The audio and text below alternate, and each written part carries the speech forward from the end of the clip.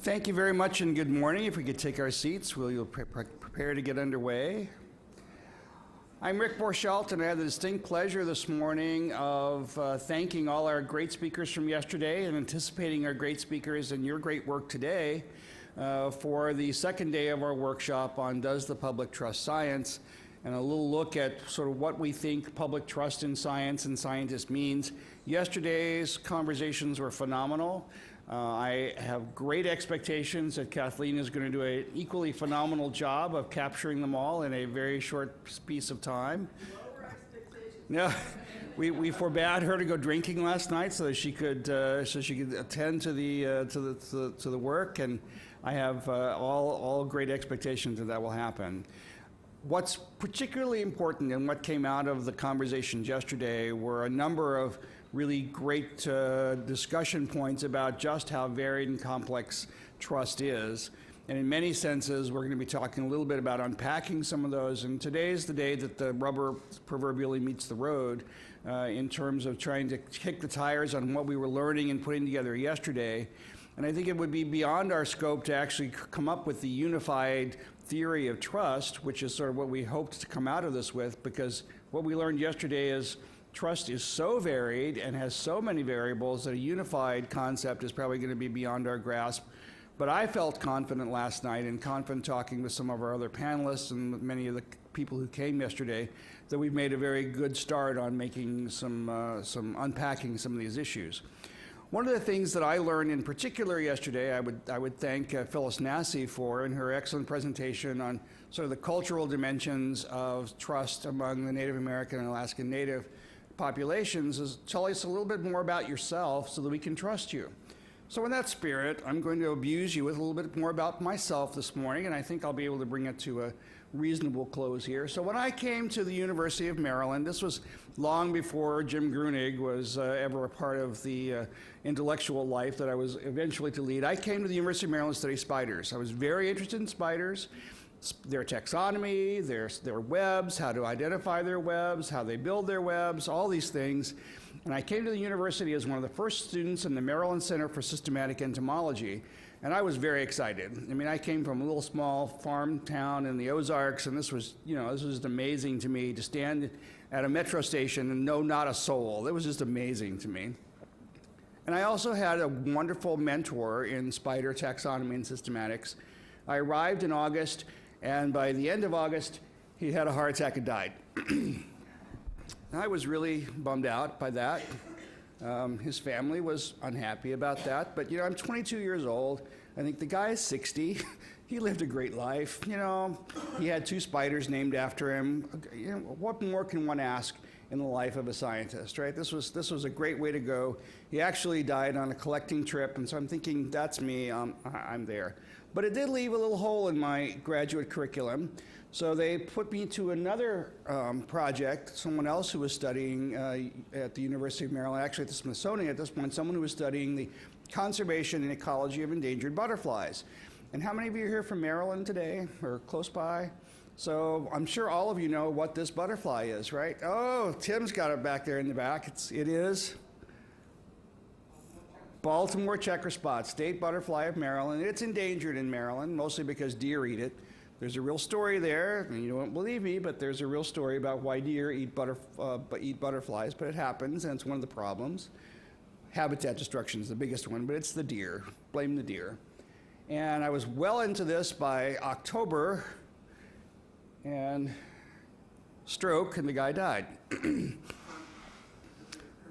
I'm beginning to get a reputation in the department as someone you don't want to have as a graduate student, right? And so they figured the way to break that curse is to give me the work of someone who's already died so that I didn't have to, risk killing off my graduate advisor. I didn't tell Jim any of this before I transferred to science communication because I was afraid it would sort of, taint my chances over there. But they gave me this project to do of a phenomenal woman scientist, woman entomologist, Annette Braun and her sister, Lucy Braun. Lucy was a botanist, Annette was an entomologist, a lepidopterist in particular, who studied leaf mining moths. Leaf mining moths are very, very, very small moths. Okay, they're very small moths. Yeah, don't be a hard crowd this morning. How small are they? Thank you. They are so small that they live between the upper and lower epidermis of leaves. Tiny, tiny things, very flat, quarter of an inch long at the most, and that's about as big as they are as adults, too. These are, of course, very blown up. But the interesting thing is you can only identify them by their genitalia. So my life became a series of dissecting moth genitalia day after day after day after day, and this was not the path to a Nobel Prize as far as I could tell. But I had a wonderful experience in the Natural History Museum on a hot summer's day, unair-conditioned garret where I'm dissecting moth genitalia, and I hear, it gives a whole new term to the meaning of the term mothballs, doesn't it? I had an office above the insect zoo, and I had an office that had a ventilation duct that came up from the kids talking at the insect zoo. And then I had a ventilation duct from the chairman's office, entomology chairman's office. And I would hear the kids say, you know, why is this thing blue or yellow or green? Why does it have 6 legs or 8 legs or 102 legs in the case of the centipedes? Does it bite? Does it sting? Is it poison? Why should I care? And I was really very excited by those conversations because I thought these are kids who are just fascinated by this. And then I would hear the conversations from the entomology chairman's office. And they would be things like, I'm not certain this third nodal thoracic segment is going to resolve on the cladogram, blah, blah, blah, blah. And I thought to myself, wow, here it is. You know, I finally have a reason to be doing what I'm doing. I'm qualified in science, but I can be a translator. And that's what a science communicator is. And I'd never heard of science communication as a field before then, but I happened to stumble onto the fact that we had such a thing at the University of Maryland, and Kathleen Hall Jameson was there, and Jim Grunig was there. There were a lot of communications issues there, a lot of communications activities.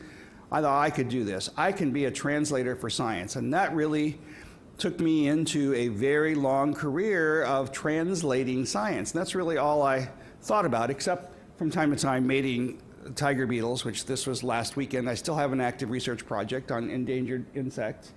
So I still do some of this, but as my day job, I do this. Now, how many of us from a failed liberal arts background know this painting? Just shout it out.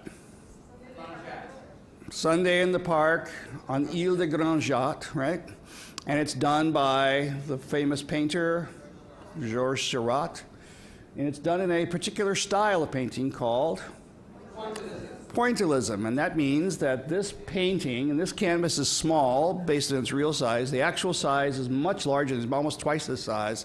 Hangs in the Art Institute of Chicago. And I go and visit it every time I'm in Chicago because this is the perfect metaphor for science communication and for our workshop today. How many dots are on here? Many. Guess, how many dots? It's actually about 3 million dots, give or take. No one's actually counted them, least of all me, but it's about 3 million dots. And I have learned over time that as scientists, we are very effective at talking about that dot. That's not what the reporter is asking us. That's not what the public is asking us. The public is asking us, what's about the picture? And we tell them, oh, let me tell you about my dot. And I trust you to tell me about that dot. I want you to tell me about the picture, but the scientist hears, I'm going to tell you about my dot. I'm going to tell you about my dot. And we get into trouble when we think, okay, so let's generalize from our dot to the larger canvas. That's what people want us to say and do, but are we capable of doing that in a sensible way and still maintaining trust without getting beyond our boundaries? Can we do it in a way that doesn't offend someone here by going against values that they already hold dear, which creates an issue of trust for us? Can we do it without understanding that this person here we may have paid off to say nice things about our presentation, and therefore there may be a cheat detector function going on here, and we may be hyping it too much, and we maybe get caught in that? So there are a lot of things going on in here, and I no longer think that this is all about translating. And yet I know, and Kirk and some others can tell me, that many of our colleagues think this is a pure and simple translation issue.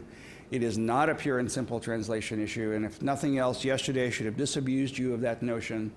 It is an issue of maintaining and managing a trust portfolio, either as an individual scientist when you're managing your own trust portfolio, as an institution when you're managing the institution's trust portfolio, and collectively as a community when we're managing the trust portfolio of the life sciences. That's what I got out of yesterday, and I know that I don't want to overstep, and there's no way I could even begin to do the grand job that Kathleen is going to do in sort of pulling up the reality of what has gone on there. So without further ado, I want to move farther into the program and introduce Kathleen, but first I want to make sure everyone's cell phones are turned off. So we go. I just get fascinated by all the ringtones we have in the room yesterday, so I'm rather than have ringtone envy, I want everyone to silence their phones, if they would please, put them on some sort of mute, and introduce Kathleen, who is not a stranger to any of you here today, having been a part of our conversations pretty much from the get-go in PILS, from the Sackler Colloquium, and from many, many other activities here at the Academy and elsewhere, where she's talked just brilliantly all the way from issues of trust in governance, trust in issues of science and technology and politics, and that interesting nexus intersection. I think she's going to tell us about a new project she has going on in Annenberg as well. Perhaps, but before, make sure you can get up my slides. Thank you. You bet. Slides are up.